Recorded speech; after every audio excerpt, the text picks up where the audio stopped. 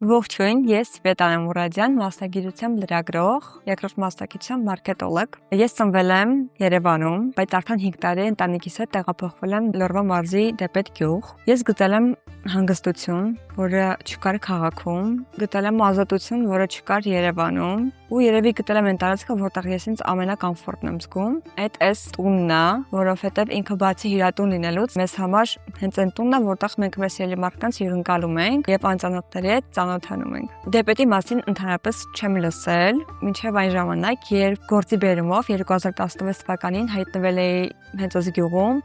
ու նկարահանում էի Smart կենտրոնը։ Դրանից 5-6 տարի հետո ես պատահաբար հայտնվում եմ Դեպետ գյուղում ու հենց այստեղ գալիս ենք ընկերների հետ ընթրելու։ Հետո իմանում ենք, որ այս այնտեղն է, որտեղ շատ համեղ ձուկ են պատրաստում, որովհետև ինքը նախկինում հայտնի է եղել որպես ձկնաշխարհ։ Իրականում իմ բախտը բերել է, որ ես ունեցել եմ գյուղում տատիկներ ու պապիկներ, այսինքն գյուղում ապրելու փորձը ոչ երկարաժամկետ, բայց ունեցել եմ։ Ես երբ եկա Դեպետ, լրիվ ուրիշ ակնկալիքներով էի հայտնվել ու շատ ավելի հեշտ էի պատկերացնում, քան իրականում եկա, բայց կարծում եմ հենց այս դժվարություններն են մեզ հասցնում այն բարձր կետին, որոնց որ մենք ձգտում ենք, երբ որ մենք տեղափոխվեցինք, տղաս 1 տարեկան էլ չկար, որովհետև ծնվել է ու մենք 10 օր հետո եկել ենք Լոռի ու դրանից մի քանի ամիս հետո մենք արդեն գալիացել այստեղ էինք ապրում։ Այդ շրջանում չէինք մտածում, որ հեսա բախվելու ենք մանկապարտեզի խնդրին, հիմա բախվելու ենք շուտով դպրոցի խնդրին։ Մարզերում աշխատատեղերի բացակայությունը նկատի ունենալով բացվում է մի տեղ, որը գյուղում է լինելու ու մարդիկ կունենան աշխատանքի հնարավորություն ու ակնկալիքներ, որ գուցե դիմեն տարբեր հաստիկների համար։ Փաստացի եկել ենք հասել ենք նրան, որ այս պայդրությամբ մենք չենք կարողանում հավաքել այն թիմը, որի մասին որ ես միշտ երազել եմ, ունենք աշխատողներ, որոնց մենք շատ ենք սիրում ու գնահատում ենք իրենց աշխատանքը, բայց դա բավարար չափը չէ, քանի որ մեր հյուրատունը լայվում է, բայց մենք չունենք համապատասխան մարդկային ռեսուրսները։ Մեր միակ նպատակը այս պայդրությամբ հյուրերի համար ապահովել ոչ միայն հանգիստ քուն եւ համեղ ուտելիքներով լի սեղան, այլ նաև հետաքրքիր փորձառությունների հարթակ։ Անցյալ տարվանից մենք արդեն սկսել ենք այդ ուղղությամբ աշխատել։ Մենք ունենք Դեվատուն պլատֆորմը, որի շրջանակներում արդեն գաղափարատարափ է սկսվում մեզ մոտ, որովհետև անցյալ տարի մենք ապրիլից մինչև հոկտեմբեր ամիսը տարբեր միջոցառումներ ենք իրականացրել եւ ես կուզեմ զուգահեռ տանել, որ մենք արդեն 4 տարի է ամեն օգոստոս ամսին մեկ շաբաթ 10 օր կտրվածքով կազմակերպում ենք միջազգային կինոփառատոն դոկումենտալ ֆիլմերի համար։ Կազմակերպում ենք կինոդիտումներ, կինոքննարկումներ, միջազգային տարբեր երկրներից փոխդեսպաններ, ռեժիսորներ են գալիս այդ օրերին։ Ծիրան ծառը մինչև Դեպետ տեղափոխվել է, եղել է Ուջանում։ Արդեն 4-րդ տարին է, որ Դեպետում է տեղի ունենում։ Դեպետ տեղափոխելուց հետո ես կարծում եմ մշակութային առումով նաև կապող օղակ է փառատոնը հանդիսացել, որովհետև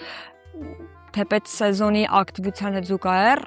կրկնակի եւ եռակի ավելի ակտիվ է լինում այդ շրջանում, քանի որ Երևանից են մեզ մոտ հյուրեր գալիս այդ ընթացքում երկարատև մնալու եւ կինոյի հանդեպ սեր արթնացնելու համար։ Տարբեր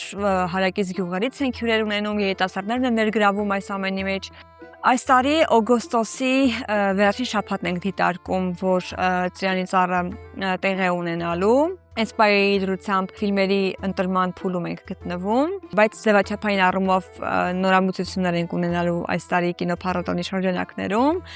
Կարող եք հետևել մեր դեպատալեջին, մենք այդ ամենի մասին կիսվենք շուտով։ Այս տարի ունենք նաև եւս 2 մեծ նախագիծ։ Իմ մեծ նվիրական երազանքն է իրականացել, որովհետև երբ տեղափոխվեցինք, դրանից հետո 1-2 տարի հետո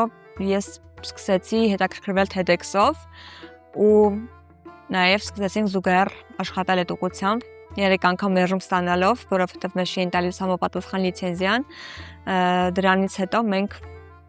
ունեցանք արդեն լիցենզիան եւ այս տարի մայիսի 2-ին տեղի է ունենալու TEDx Դեպետը, որը կարծում եմ մարզի եւ համայնքի համար շատ կարեւոր իրադարձություն է։ Նաեւ ունենք ապրիլին Art Residency միջազգային ֆոտոլուսանկարիչների համար, այս նախագիծը Կրթության, գիտության, մշակույթի եւ սպորտի նախարարության հետ զուգահեռ ենք անում։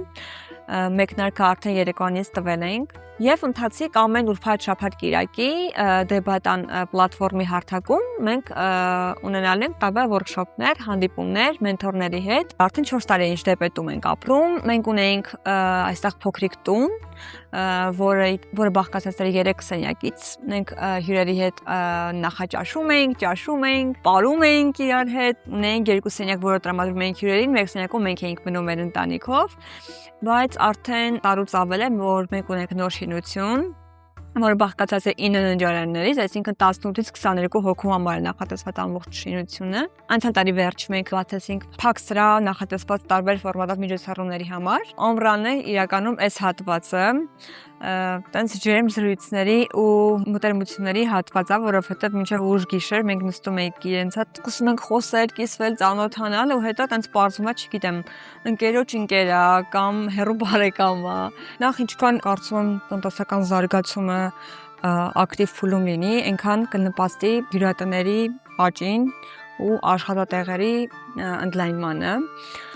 Արահետների մասով նայեք, իրականում իր արկայությունը սենց դեպքերում